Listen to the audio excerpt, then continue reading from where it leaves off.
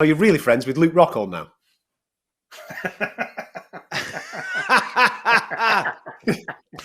I can't say no to that, can I? I can't say no. It's all a lie.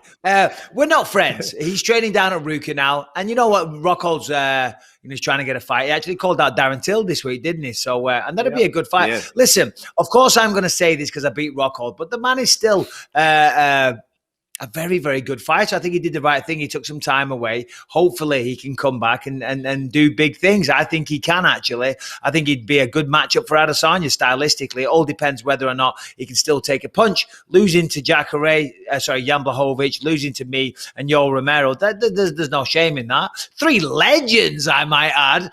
But are we friends? Well, I saw him down there and, we exchanged little bit of banter, a little bit of fun and games, you know what I mean? But I'm not calling him up on a daily basis. In fact, I've never called him up before in my life. The only time I text Luke Rockhold was when we had the press call for UFC 199. We spoke to some journalists. It was me, Dominic Cruz, Uriah Faber, and Luke Rockhold all on the call, right?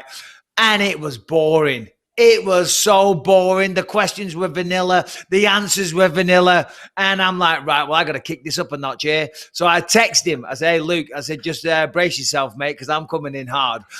And I did. I came in, F this, screw, you know what I mean? Swearing, calling him every name under the sun.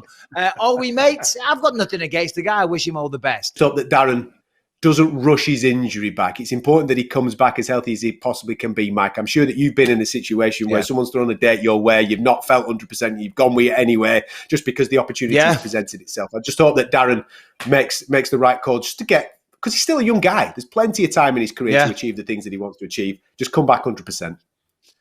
Well, that's what I tell Darren all the time. I mean, what is he, 27, I think? It's crazy to think where he's at in the company, the success that he's had.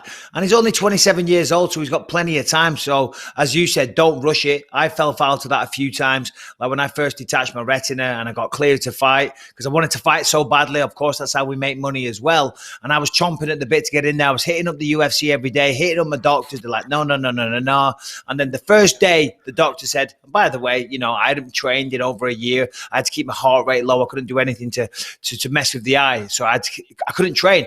But as soon as the doctor said, yeah, you're good to go, I called the UFC and Joe Silver had me a matchup in 6 weeks' time.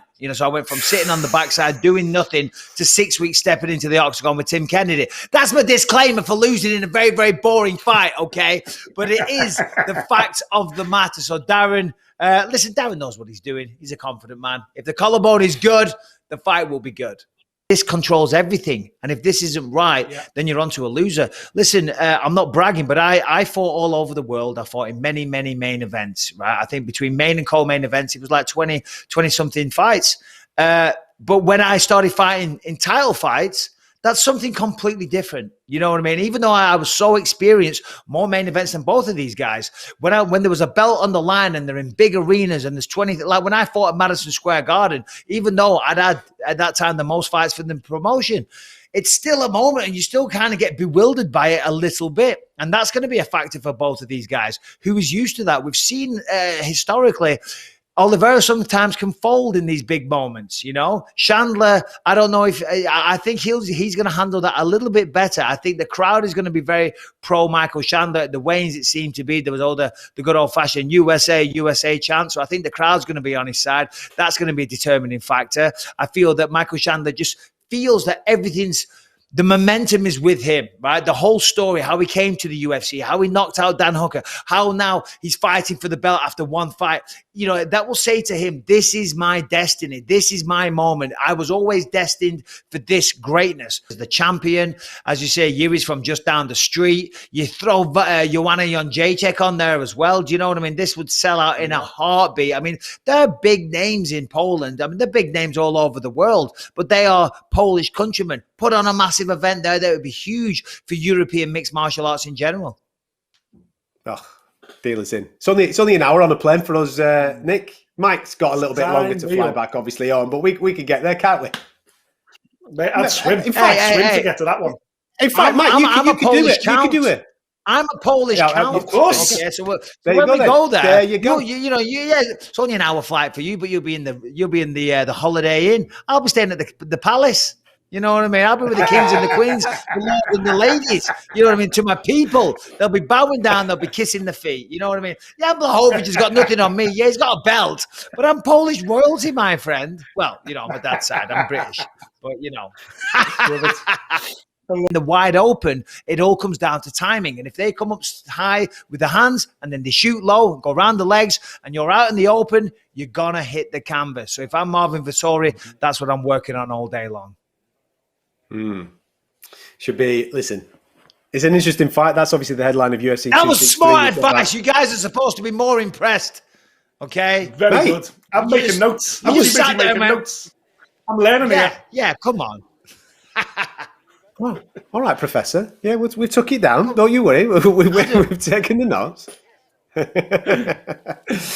Gold star, Michael. Go on. Send him his gold. No, listen. Mike wants his gold star. Send him his gold star. Send it him. Listen, I just gave you some like key insight that only a fighter could give you. But you guys just sat there and went, yeah, he's waffling on again. I'm like, dude, if Marvin Vettori sees this, he's going to text me immediately and go, oh my God, that is the key to the door, Mike. That is the secret. You know, I just gave it away for free on BT Sport. If Nick Diaz is to fight again, I want to see him fight Rogerio Bontorin because I've been sitting here for hours now. I had 3 coffees this morning, 3 coffees, right? I've had a cup of tea. I've had about 5 glasses of water, and I am holding my little pee-pee.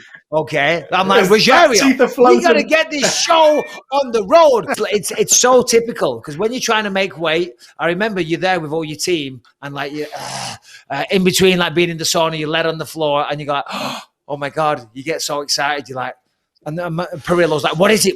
I'm like, I need a pee. And everyone in the room is like, yes! It's like we've won the lottery. And you know what I mean? And I get up and I go to the trough and I'm standing there and it's the most pathetic little flip.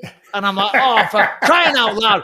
Talk about an anticlimax, you know what I mean? I saw a doctor recently and I had to, a while ago for one of my operations, I had to give a sample. What are you going to say now? What are you going to say now? I'm not going to say anything. You're lying, right?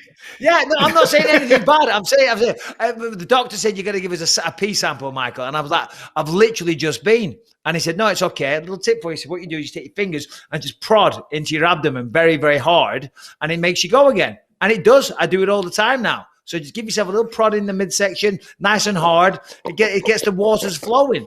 So Rogerio, if you're listening out there, buddy, come on. Just prod the fingers. That's all you got to do in the stomach repeatedly. You'll be peeing for days. I wondered where you were sticking them fingers a minute ago, mate. I was thinking, don't you dare.